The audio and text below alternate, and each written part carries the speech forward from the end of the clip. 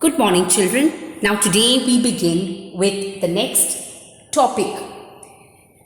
Now, children, in the previous lesson, light, we have seen that light is a form of energy because light has the capacity to do work.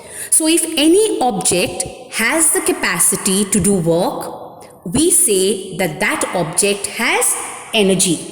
So, energy, remember, is the ability or the capacity of a body to do work. So when a body does work, we say that a body has energy. Now today we are going to study about a very important form of energy that is used in our everyday life. And that very important form of energy is nothing but electricity or electric current. Now, since electricity or electric current has the capacity to do work, because of electricity or electric current, we can switch on our fans. Our bulbs are functional, they give us light. Because of electricity or electric current, we can operate machines which help us in carrying out so many jobs, like washing our clothes, for example. A mixer grinder becomes functional because of electricity. It helps us to grind objects to a paste. Okay, so since electricity has the capacity or the ability to do work, electric current or electricity is also a form of energy. And it is important in our everyday life. If there is power failure and there is no electricity, it will become very difficult for us to function in a normal way because most of our gadgets depend on electric current.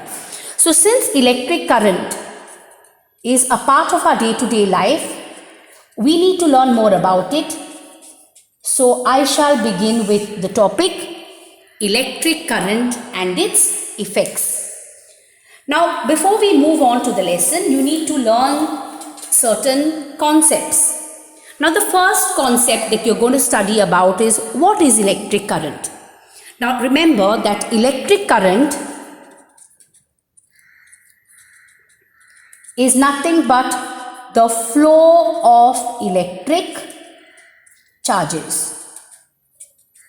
Is that clear? Electric current is the flow of electric charges. And these electric charges flow through a wire. Now, I have here with me a wire. Now, this wire is nothing but a conductor. It is made up of copper. This wire here is copper and it is covered with plastic. Plastic is an insulator. Now, if we connect the two ends of this wire to a cell or to a battery, electric current will flow. So remember, electric current is the flow of electric charges. So charges, remember, electric charges are of two types. They are positive charges and they are negative charges. So when these charges flow, that flow of electric charge through a conductor, through a wire like this is nothing but electric current. So electric current is the flow of electric charges. Now, a very simple source of electric current is a battery, or a very simple source of electric current is a cell. Now, a cell, as you know, has two terminals. Let us say this is a cell. One end is the positive terminal and the other end is the negative terminal. Okay, so if you look at a cell, this top portion here which is protruding out is the positive terminal. This positive terminal in physics is represented by a long line which is thin like this. And this negative terminal, this container, the outer container is the negative terminal. This negative terminal is represented by a shorter, thicker line. Okay, so a cell, remember, has two terminals. A positive terminal which is thin and a negative terminal which is represented by a shorter, thicker line. So a cell, this cell is a source of electric current. It is something that produces electric current. Now, how is electric current produced in a cell? Now, remember that inside a cell, there are electrodes. There is this rod. That rod is called an electrode. This container is also an electrode. And inside there is a chemical. Okay? So, what happens is a chemical reaction takes place between these electrodes, the positive and negative terminal, and this chemical inside. This chemical is called an electrolyte. So because of a chemical reaction between these terminals, between these electrodes and the electrolyte, because of the chemical reaction, some electric charges are generated. So if you connect the positive terminal and the negative terminal of this cell to a battery, you will be able to light you will be able to light the bulb. So remember that a cell is a very simple source of electric current. It is something that produces electric current, and that electric current is produced due to a chemical reaction between the electrodes. This positive and negative terminal are called electrodes, and the chemical inside, which is called the electrolyte. So because of this reaction between the electrodes and the electrolyte, electric charges are generated, and that flow of electric charges is nothing but electric current. Is that clear to all of you?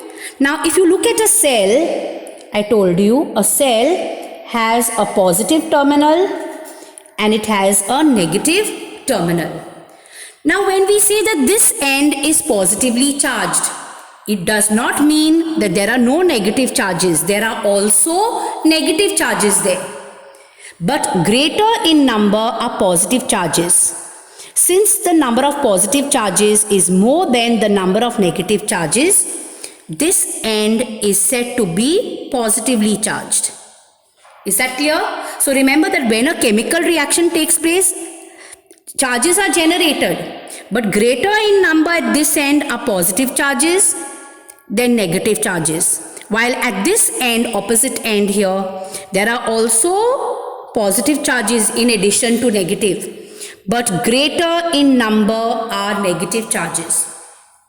So here the level of positive charges is more at this end, so this terminal is positively charged, and here the level of negative charges is more, so this is negatively charged.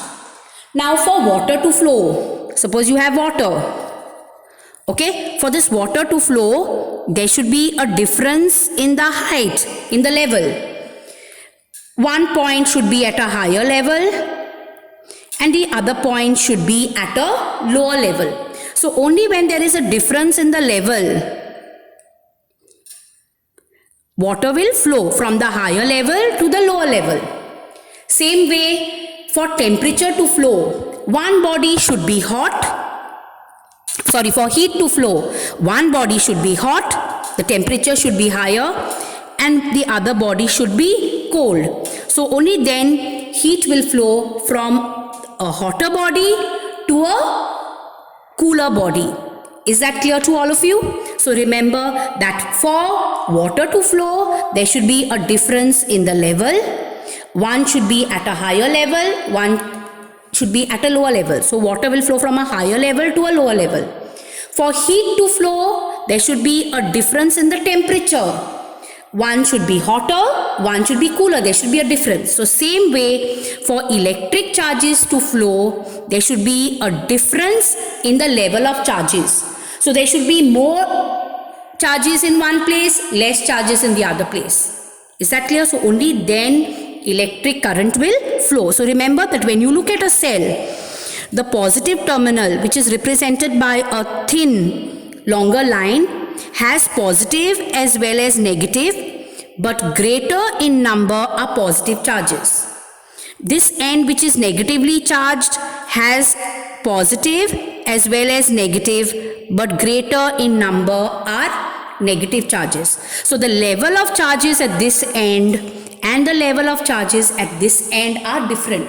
So when there is a difference in the level, only then electric charges will flow. So remember that negative charges will flow from the negative terminal into the positive terminal. Is that clear to all of you? So remember that electric current is the flow of electric charges. Charges are of two types, positive charges and negative charges. If you take a simple wire like this, and if you just connect these two wires, you cannot get electric current flowing. So when will electric current flow? Only when these two wires, the two ends of the wire are connected to a source of electric current. You should get electric current from somewhere. And from where do we get electric current? We get it from a cell or a battery. Okay, so a cell is a very simple source of electric current.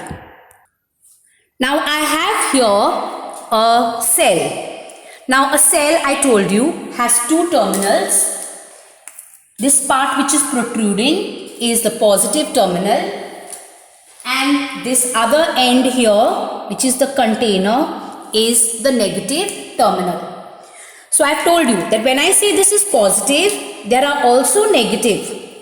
But in this case, the number of positive charges is more than the number of negative charges. When I say that this end here is negative, there are also positive. But here the number of negative charges are more than the number of positive charges. So remember, all objects around you have equal number of charge, positive and negative. So they are neutral. But if you look at a cell, because of a chemical reaction which takes place between these two, the positive end and this negative end, which is the container, and the chemical inside, which is called the electrolyte, because of a chemical reaction between these electrodes and the electrolyte, electric charges are generated. So more number of positive charges are deposited at this end, and more number of negative charges are deposited at this end. Okay, so this end is positively charged, means there are also negative, but the number of positive are more than the number of negative. This end is negatively charged, means there are also positive, but greater in number are negative charges. So I told you, for water to flow from one point to the other, there should be a difference in the level. For heat to flow from one point to the other, there should be a difference in temperature. Same way, for charges to flow from one point to another point, there should be a difference in the level of charges. So when you connect both these terminals, positive terminal and the negative terminal, to a bulb, so when you connect this positive terminal with a wire and the negative terminal to a bulb, you will see that this bulb begins to glow. It lights up because electric charges flow. So negative charges here are more. So negative charges will flow like this into the wire, into the bulb, and it will flow like this. And the level of positive charges here is more. So positive charges are like this. Is that clear? So just remember that electric current is the flow of electric charges, and these charges can flow because their levels are different. The level of positive charges here is more, the level of negative charges here is more. So only when there is a difference, more and less, only then it can flow. So here there are more positive charges, here there are less positive. So positive charges will flow like this. Here there are more negative charges, here there are less negative charges. So negative charges will flow like this from the negative terminal into the positive terminal. So that flow of charge, the flow of these charges is nothing but electric current. So when you connect this to a bulb with the help of wires, the bulb will begin to glow. Now what I have here are three cells. This is one cell. This first cell has positive terminal and negative terminal. This is the second cell. Again, it has positive terminal and negative terminal is the container. And this is the third cell. So this is cell 1, this is cell 2, and this is cell 3. So there are three cells. So one cell has positive and negative terminal. Then we have the second cell which has the positive and negative terminal. And then we have the third cell which is the positive and negative terminal. Now you connect these cells. So you connect the negative to the positive. This negative you connect to the positive, and this negative you can connect to the wire like this. Now here I've connected 3 cells together. Now when 3 cells are connected together, they form what is called a battery. So a battery is a combination of 2 and more cells. You can put 2, you can put 3, you can put 4. Now this battery here, this whole thing is one battery. It has 3 cells. Here I've got 3 cells which are separate. Each cell has a positive and a negative terminal. Now how do you connect this? You cannot connect the negative terminal here with a wire to the negative terminal. No current will flow. For current to flow, you have to connect the negative terminal to the positive terminal. Again, the negative terminal to the positive terminal. Is that clear? So, positive has to be connected to the negative, and again positive has to be connected to the negative. So, you will get 2 ends here, one positive and one negative. So what is a battery? A battery is a combination of 2 or more cells. So if I just draw one thin line and one thick line, this is a cell. So this is the way a cell is represented. And if I draw 2 cells together or 3 cells together or 4 cells together, then it becomes a battery. So you have to keep this in mind. Always the negative is connected to positive, negative to positive. So negative is connected to positive, negative is connected to positive. Is that clear to all of you? So remember, a very simple source of electric current is a cell or a battery that all of us make use of at home in our torches. Okay?